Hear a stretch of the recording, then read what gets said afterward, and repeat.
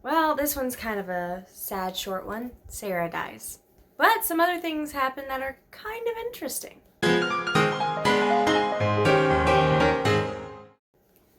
Hey guys, welcome to another episode, another video, another story as we go through Genesis. So excited that you could make it.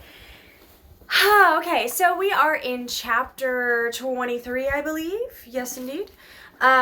Genesis 23, and Sarah dies. So she dies at 127 years old.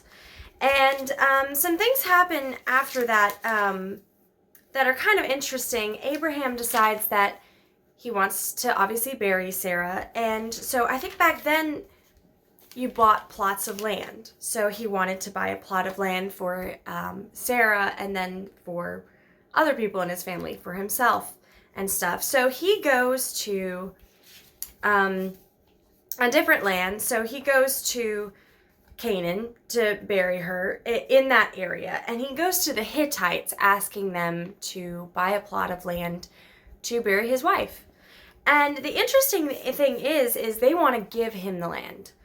But, I mean, okay, if you look at it this way, I think Abraham is a very shrewd man. He's made covenants with past people. He's saved Lot and his family before from practical ruin. And just a lot of things have happened in his lifetime that I think he really understands that if you want to make some sort of treaty or understanding, you should either have maybe a covenant with them or make it like a merchant kind of thing. So a business transaction. So the Hittites want to give him this land. They want to say, just take the land. It's fine.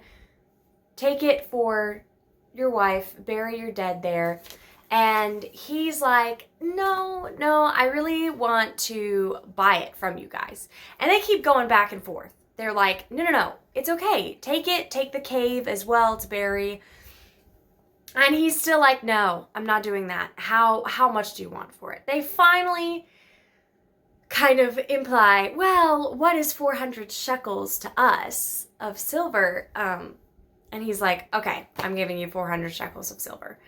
So that's basically it that happens here. He buys some land, ends up burying Sarah, and that is it for this one. So I'm going to go ahead and read that.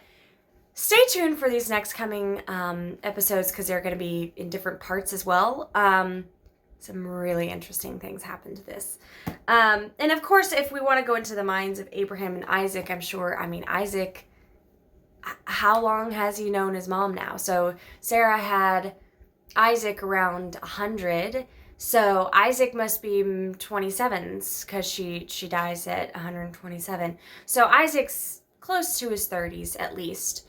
So I'm sure he's gotten close to his mom. The only son, also probably pretty pampered and paid attention to because they've been waiting for so long to have Isaac. So I'm sure the relationship with Isaac and his mom are just super close.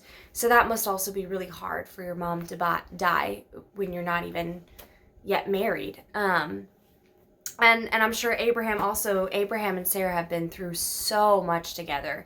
So I'm sure there also is a lot of just, mourning and loss that happens through all this. All right, so I'm going to go into this. We're in Genesis 23.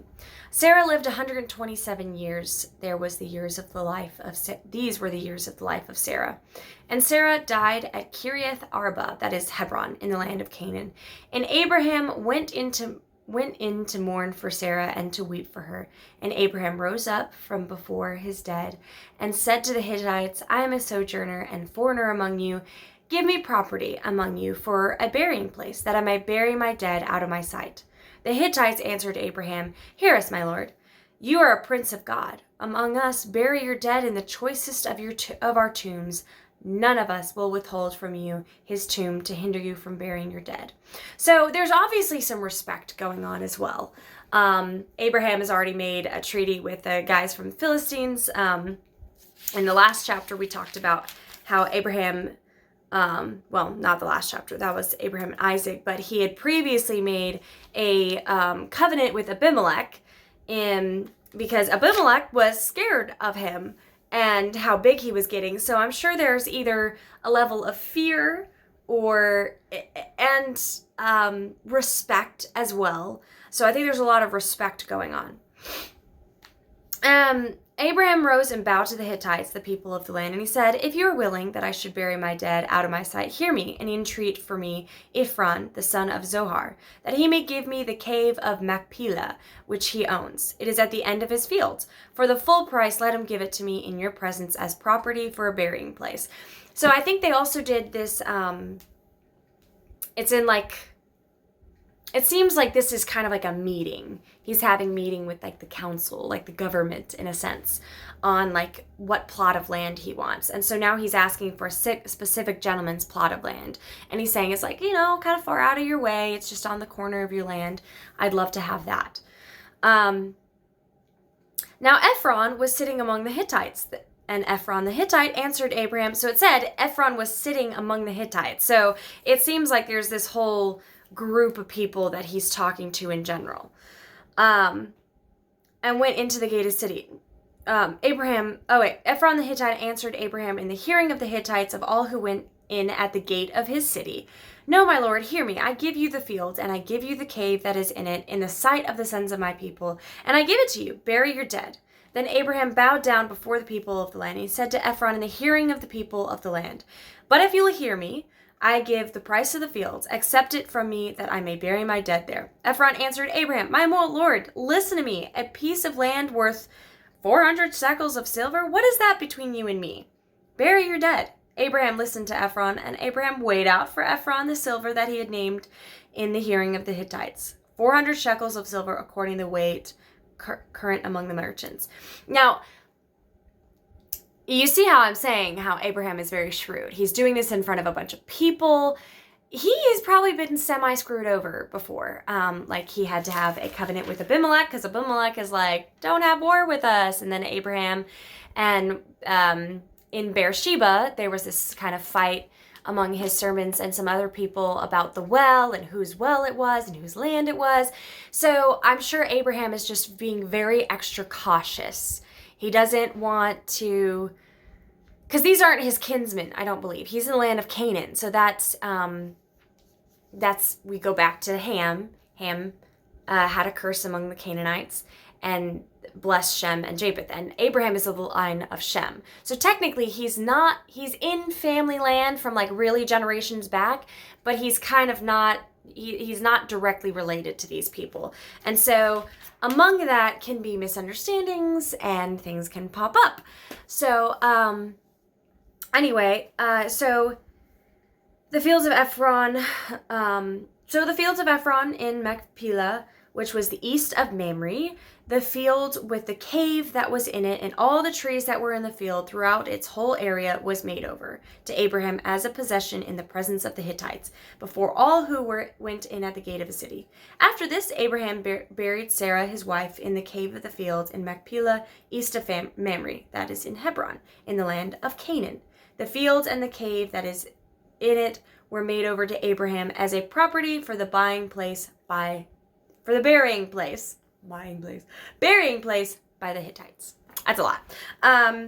Hopefully you understood what I'm saying. There's a lot of names, a lot of words thrown out, but essentially it's in land of Canaan, connected to the Hittites. So Abraham is able to bury his wife there. There's always some sort of like little extra drama though every time. You think something's going to be semi-easy, and I mean it was, but there's always something that you're just kind of like, all right, how did it work back then? Like, how was everything done? And so it's just very interesting to see that it was kind of like they wanted witnesses.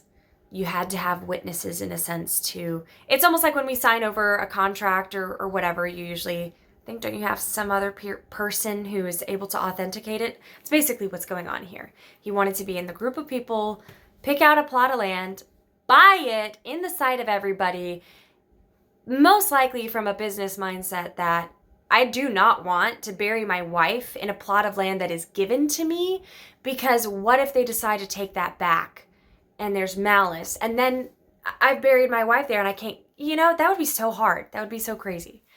Anyway, that is all for today. And we will see you tomorrow and the next ones. Please stay tuned for the next coming ones because Isaac is about to get married. So we will see how that all comes about. Love you guys.